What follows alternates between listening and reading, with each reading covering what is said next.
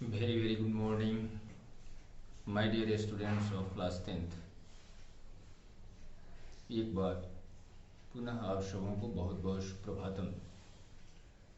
आज की कक्षा में मैं आपके समक्ष the globalization of the modern world history का ही एक पार्ट लेकर उपस्थित हूँ। आप देख रहे हैं कि कैसे आदिकाल से लेकर अब तक दुनिया निरंतर सिमटती जा रही है और दुनिया के देशों का आपस में बहुत सारे ऐसे कारक हैं जिनके कारण संबंध जुड़ा और आज वह संबंध और ज़्यादा जुड़ता जा रहा है और प्रगाढ़ होता जा रहा है। इसी क्रम में अनजाने में कुछ ऐसे क्रियाकलाप या घटनाएं घटी जिसने साम्राज्यवाद यानी विस्तारवाद को जन्म दिया। इसमें औद्योगिक क्रांति मुख्य रूप से इसका जनक मानी जाती है।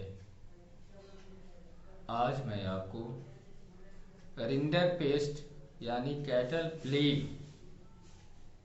ने कैसे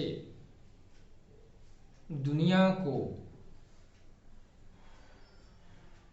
सिमटाने और आपसी संपर्क बनाने और दूसरों पर एकाधिपत्य स्थापित करने में मदद पहुंचाई, इसके बारे में जानेंगे। साथ ही साथ बॉक्स 2 में हेनरी मॉर्टन स्टेनले कैसे गया और जाने के बाद कैसे वहाँ पर उसने अपनी सत्ता कायम की, इसके बारे में भी आपको बताया जाएगा। जैसा कि आपने देखा, यूरोप के देश जैसे स्पेन, पुर्तगाल, बेल्जियम, इंग्लैंड, फ्रांस आदि के नाविक, एक्सप्लोरर, ट्रेडर्स भौगोलिक खोजों के बाद अपनी प्रभुसत्ता कायम करने के लिए उत्तरी अमेरिका, दक्षिणी अमेरिका, एशियाई आदि देशों में गए। इसी क्रम में उन्होंने इन देशों पर अपना एकाधिपत्य स्थापित किया। ऐसे ही क्रम में रिंडरपेस्ट यानी कैटल प्लेग की घटना घटी। उन दिनों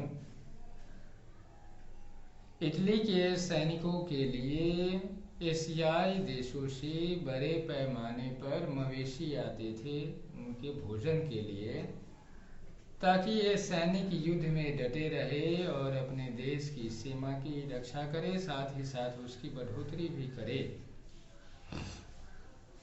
इसी क्रम में एशियाई देशों से आने वाला जानवरों का यह जत्था जो अफ्रीका में आया, उसमें एक प्रकार की बीमारी पाई गई, जिस बीमारी के कारण बहुत सारे जानवर हताहत हो गए। उन जानवरों के प्रकोप का ऐसा प्रभाव पड़ा कि अफ्रीका में रहने वाले वहाँ के आदिवासियों, वहाँ के जो मूल निवासी थे, उनके मवेशियों के ऊपर भी इसका व्यापक प्रभाव पड़ा और इस प्रभाव के कारण उनकी मवेशी बड़े पैमाने पर खत्म हो गई। इस तरह इस कैटल प्लेग ने वहाँ के मूल निवासी को कमजोर बना दिया। वहाँ के मूल निवासी जो मजदूरी नहीं करना चाहते थे क्योंकि उनके पास खाने पीने की साधन की कमी नहीं थी, जमीन का अभाव नहीं था, जानवरों से उनकी हर आवश्यकताओं की पूर्ति होती थी। वहीं दूसरी ओर यूरोपियनों को अपनी खेती करने के लिए या अन्य कार्यों के लिए मजदूर की ज़रूरत थी और मजदूरी करने के लिए तैयार नहीं थे, जिस कारण से यूरोप के लोगों ने अफ्रीका में वहाँ के मूल निवासियों के ऊपर कई ऐसी कारगुजारियां की जिसके कारण विवश होकर उन्हें लेबर मार्केट में आना पड़ा और इस तरह लेबर का फ्लो जो है शुरू हुआ और इस तरह लेबर का एक जगह से दूसरे जगह पर माइग्रेशन यानी स्थानांतरण की प्रक्रिया शुरू हुई। तो इस तरह रिंडरपेस्ट ने वहाँ के मूल निवासियों को आर्थिक रूप से कमजोर किया। अंग्रेजों ने उनके ऊपर जमीनों पर हेवी टैक्स लाद दिए। अंग्रेजों ने उनके उत्तराधिकार के नियम थे उनको भी सख्त बना दिया। यूरोपियनों के द्वारा हेवी टैक्स, सख्त उत्तराधिकार के नियम, उनके मवेशियों की संख्या में कमी आना अफ्रीका वालों को लेबर मार्केट में उतरने पर विवश किया और इस तरह अफ्रीकनों की अपनी आवश्यकताओं की पूर्ति हुई। यह कैसे हुआ इसको दर्शाने के लिए बॉक्स 2 का सहारा लिया जा रहा है, जिसमें हेनरी मॉर्टन स्टैनले जो न्यूयॉर्क हेराल्ड का एक जर्नलिस्ट था उसको एक्सप्लोर करने के लिए भेजा जाता है कि आप जाओ और लिविंगस्टोन जो गया है अफ्रीका में उसके बारे में पता करो। जब वह जाता है तो वह अपने साथ आर्म्स लेकर के जाता है। वहां जाने के बाद वह लोकल के साथ संपर्क स्थापित करता है, लोकल को अपने पक्ष में करता है और लोकल को पक्ष में करके ही वह फिर दूसरे पर विजय हासिल करता है, विजय प्राप्त करता है। तो इस तरह हेनरी मॉर्टन स्टैनले के द्वारा किए गए प्रयास से यह समझा जा सकता है कि इसी तरह से यूरोपियनों के द्वारा उत्तरी अमेरिका, दक्षिणी अमेरिका, एशिया और यूरोप के देशों में वहाँ के भूभाग पर राजनीतिक और आर्थिक रूप से कब्जा किया गया। विशेष अगली कक्षा में।